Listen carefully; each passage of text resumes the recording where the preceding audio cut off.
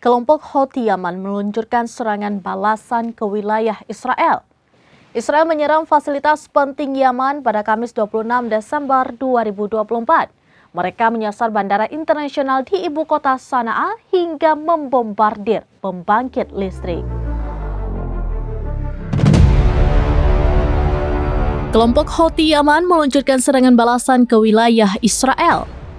Diketahui Israel menyerang fasilitas penting Yaman pada Kamis 26 Desember 2024.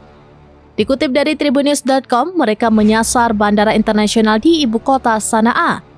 Tidak hanya bandara, IDF juga menyerang fasilitas strategis lainnya yang berada di wilayah yang dikuasai oleh kelompok Houthi.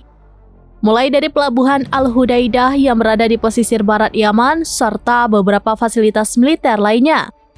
Tidak hanya itu, Israel juga membombardir pembangkit listrik. Dilakukan pemadaman listrik di sejumlah wilayah akibat serangan itu. Sementara 9 orang dilaporkan terbunuh.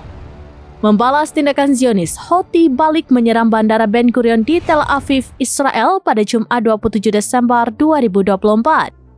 Mereka menembakkan rudal dan pesawat nirawak atau drone ke target serangan.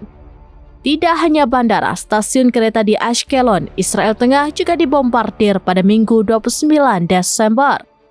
Namun, belum ada rincian lebih lanjut terkait serangan ini, termasuk siapa yang meluncurkan serangan.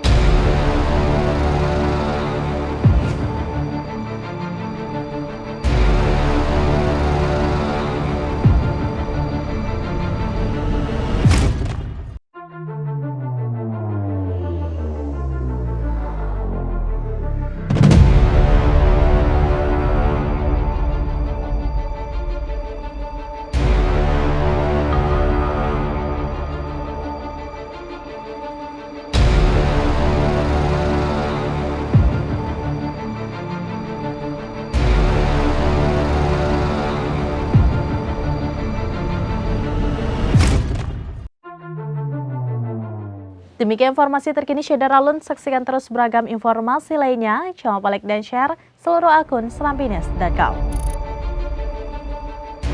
Download Tribun X sekarang, menghadirkan lokal menjadi Indonesia.